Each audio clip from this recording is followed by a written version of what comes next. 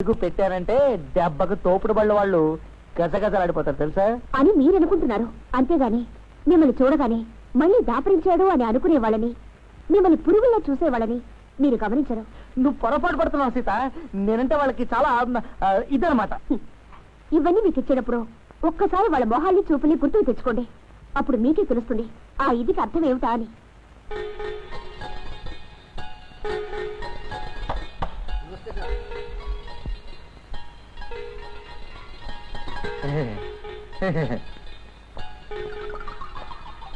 మా కానీ పోజ్ ఒకటి.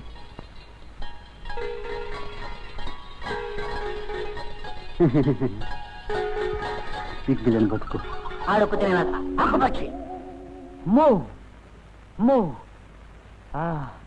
అంటే ఇంత కడుపులో పెట్టుకున్నారనమాట. అయితే రేపే వాళ్ళ పని చెప్తాను. వద్దండి, వాళ్ళే వనద్దు. అసలు రేపటి నుంచి మీకు ఈ సంపాదనే వద్దు. అలా వచ్చావా? ఓకే, అయితే ఇవాళ నుంచే వద్దు. కొండ్రై. ఇప్పుడు శ్రీమతి గారు హ్యాపీయేనా? కొంచెం కిందకి తెలుస్తా. ఇప్పుడు మా వారు ఎంత మంచివారు. ఇప్పుడు నేను చాలా కష్టపడి శ్రమపడి వెంటాడి మరీ సంపాదించుకున్న ఐటమ్ అవుతుంది. దాన్ని లాగిస్తా. ఏంటన్నది? నువ్వే. ఆహా, నీ గుండెలు ఎంత వేడిగా ఉన్నాయి సీత. పాలు ఇక చాలు. వచ్చేసారా? ఏ ఉద్యోగమో ఏమిటో, ఊరు సర్దు మణిగితే గానీ మీకు ఇల్లు గుర్తురాదు. నా సంగతి సరే, ఏమిటి నువ్వు ఇవాళ చాలా స్పీడ్గా ఉన్నావు? ఏమిటి విశేషం? చెప్తే థ్రిల్లే ఉంటుంది, కనుక్కోండి. ఓహో, అదే విషయం. అర్థమైంది. అయితే ఇవాళ శ్రీమతి గారు నగల షాప్ మీద రైడ్ చేశారన్నమాట. అవును, చేర్చవరు ఎంత వదిలింది? ఏం వదలలేదు. బంగారు కొట్ల బజార్ వాళ్ళందరూ కలిసి నాకు ఇది ప్రెజెంట్ చేశారు. ఎందుకు? ఎందుకేమిటి, ఏదో నా మంచితనం మీ మంచితనం చూసి ఇచ్చారు. అదే నువ్వు నేను చూపించబోయే ఆ మంచితనం ఏమిటా అని. మీరేమో వాళ్ళ బజార్కి 1 వే ట్రాఫిక్ పెట్టారట. అయితే దాని మూలాన పాప వాళ్ళ వ్యాపారాలన్నీ పడిపోయాయట. అందుకని నిన్ను నా మీదకి ఉసిగొల్పి అరువులు తీసేయించమన్నారు. దానికి నెక్లెస్ లంచంగా ఇచ్చారు, అంతేనా? వాళ్ళేదో అభిమానంగా ఇస్తే దాన్ని లంచం అంటారేంటండి అసహ్యంగా? అసహ్యంగా ఉన్నది నా మాటలు కాదు, నీ పనులు. అమ్మ పెట్టేదో అడుగు తినాలివదని గొర్రెతోక జీతంతో మీరు కొనలేరు సరే, కాళ్ళ దగ్గరికి వచ్చిందని కాలగనమంటారా? అంటే నాకు పరువు ప్రతిష్ట ఏమీ అక్కర్లేదా? మొగుడంటే నీ దృష్టిలో పెళ్ళానికి నగలు చీరలు తీసుకొచ్చే యంత్రమే గాని నీతి నిజాయితీ ఉన్నవాడు కాదు. నలుగురిలో తలెత్తుకు తిరగలేని లంచగొండైనా పర్వాలేదు, నీకు మాత్రం మెర్ర నిండా నగలు దిగేయాలి, అంతేగా? నిన్ను మార్చడం నా వల్ల కాదు.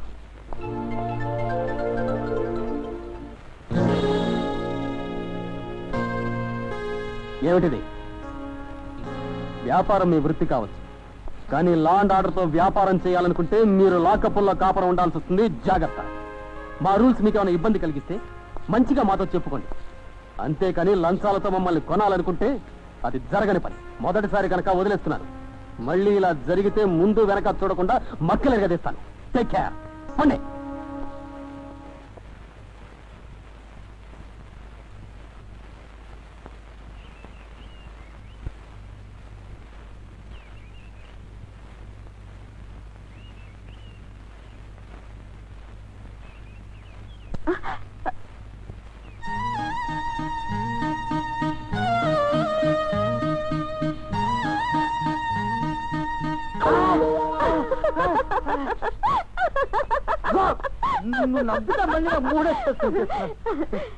వీళ్ళు బట్టలు మార్చుకురండి, భోజనం వడ్డిస్తారు. సీత, ఏమిటండి?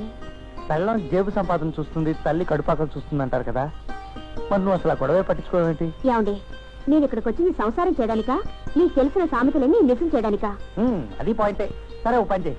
ఒక్కసారి అలా బెడ్రూమ్ లోకి వచ్చేసావంటే నా బరువు బాధ్యతలు నేను తీర్చేసుకుంటాను. అంటే మీకు తిండి కదా అది ముఖ్యమా?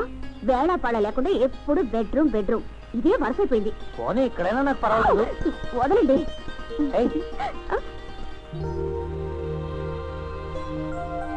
పెళ్ళయ్యాక నాకు వచ్చిన మొదటి జీతం. దీన్ని ఏం చేసుకుంటావో, నన్ను ఎలా చూసుకుంటావో నీ ఇష్టం. జీతం అంతా నాకే ఇచ్చారే. నాకు వేరే ఖర్చులే ఉంటాయి. అంతగా అవసరమైతే నీ దగ్గర అడిగి తీసుకుంటాగా. మరి మీ ఇంటికి పంపక్కర్లేదా? నీకు ఇదివరకే చెప్పానా మా నాన్నకి నాకు లాఠీ చార్జ్ అయిపోయిందని? ఆయన పేరుకి శంకరయ్య గాని మనిషి మాత్రం ఉత్త తెక్క శంకరయ్య. ఆయన మాట అయిందే, సత్యం వదిలిపెట్టాడు. స్టాంపు మీద పోస్ట్ ముద్ర కుట్టినట్టే అనుకో, పెద్దవాళ్ళకి పట్టుదలలుండొచ్చు, అలాగని కన్నబిడ్డ మీద ఎవ్వరూ కక్ష సాధించరు. అయినా మీకు మాత్రం మీ చెల్లెలకు పెళ్లి చేయాలన్న బాధ్యత లేదా? మీరు మటుకు ప్రేమ పెళ్లిని ఊరెక్కితే సరిపోతుందా? ఏమిటిది నా మీద? అయ్యో, చాలు నీ కొట్టుడు. ఇంకా మాట విన్నంటే మొట్టేటట్టున్నావు. సరే, నీ మాట ప్రకారమే కానిద్దాం. నేనేం చేయాలో చెప్పు. మీరేం చేయక్కర్లేదు, నాకు మనీ ఆర్డర్ ఫామ్ తెచ్చిపెట్టండి చాలు. ఏమిటో ఈ దేశం పరిస్థితి నాకు బొత్తిగా అర్థం కావట్లేదు. ఒక పక్కన పేపర్లో కట్నం కోసం కోడల్ని కాల్చుకు తినే అత్తమావల వార్తలు, ఇక్కడ చూస్తే అత్తవారింటి కోసం మొగుడిని సాధించే పతివ్రత. ఈ మతలబులు నాకు తెలుసుంటే కానిస్టేబుల్ గా ఎందుకు ఉండేవాడిని, ఎప్పుడో ఎస్ఐ అయ్యేవాడిని. నాకడం కూడా తప్పేనా? నాన్న, అన్నయ్య మనీ ఆర్డర్ పంపించాడు. అన్నయ్య మనీ ఆర్డర్ పంపించాడా? ఏదమ్మా ఏదో జానకి, వస్తున్నా. నీ కొడుకు మనీ ఆర్డర్ పంపించాడే. ఎంతండి? 500 అమ్మా. 500. ఇక్కడ కొంచెం ఖాళీ స్థలం ఉంది, నేను చెప్పింది రాయమ్మా.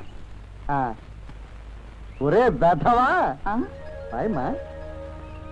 ఒరే బెధవా, ఇంతకు ముందు కొడుకుగా తండ్రికి డబ్బు పంపించడం నీ బాధ్యత, తండ్రిగా ఆ డబ్బును అందుకోవడం నా హక్కు.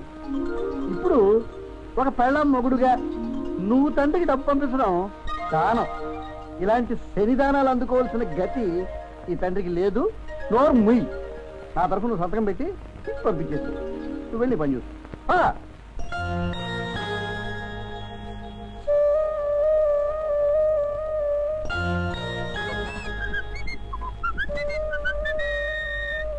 ఏమిటి ఆ తిక్క శంకరయ్య నీ భక్తిని గౌరవాన్ని గుర్తించలేక ఎమ్మోని తెరకొట్టాడా?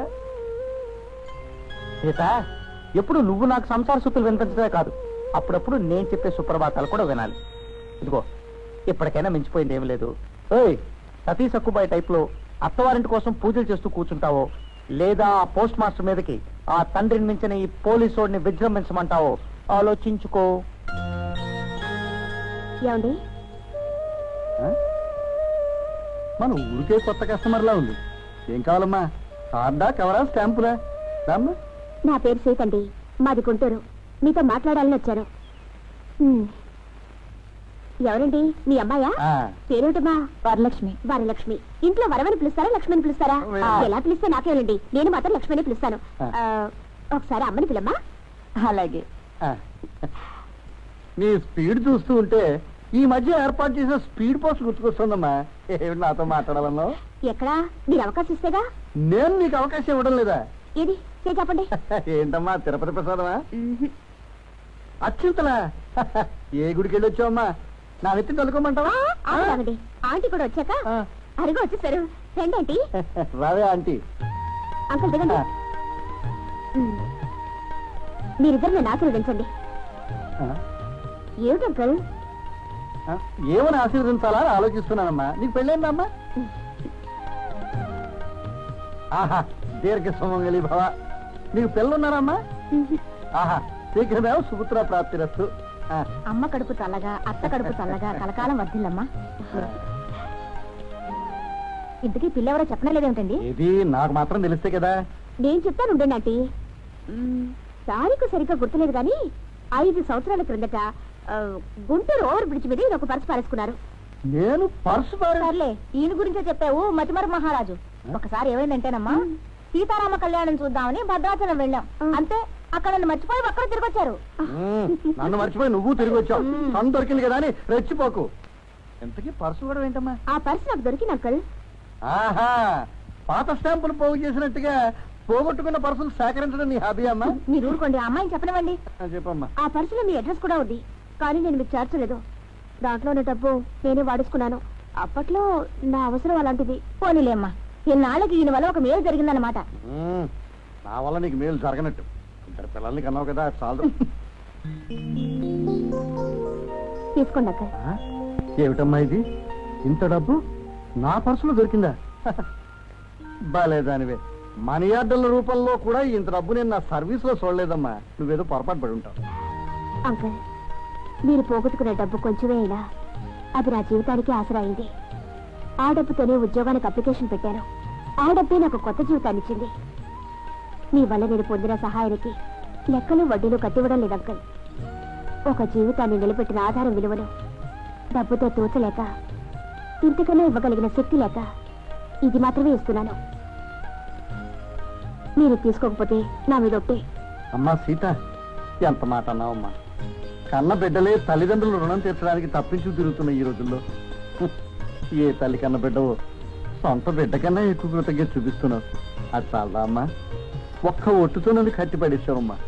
సరే, నీ ఇష్ట ప్రకారమే కానీ.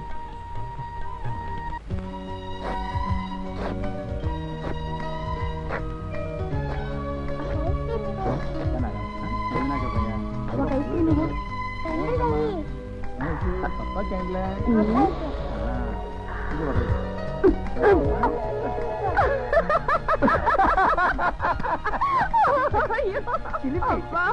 ఎంతైనా నువ్వు ముట్టుకున్న ఐస్ క్రీమ్ నాకనే చేస్తాయి.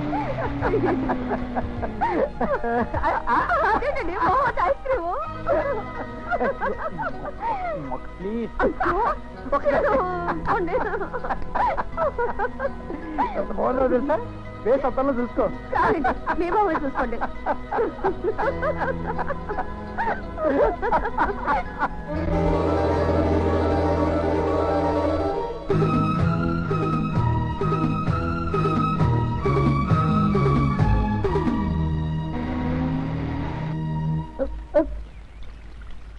నమస్కారం మేడం. రాగిరీతం, కబురు పెడితే తప్ప కంటి కనిపించడం మానేశావేంటి? కొత్త కాపురం మొదలో మమ్మల్ని మర్చిపోయావా? అదేం లేదండి, ఏవో పనులుండి. సరే, పెళ్ళంటే హడావిడిగా చేసుకున్నానని మాట దాటేశావు. పోనీ రిసెప్షన్ కైనా పిలుస్తావు అనుకున్నాను, అది లేదా? చిన్నవాళ్ళం మేడం, మాకంత స్తోమత ఎక్కడ ఉంటుంది చెప్పండి. భోజనం పెట్టకపోతే మానేయి. మీ ఆవిడనైనా పరిచయం చేయవా? అలాగేనండి.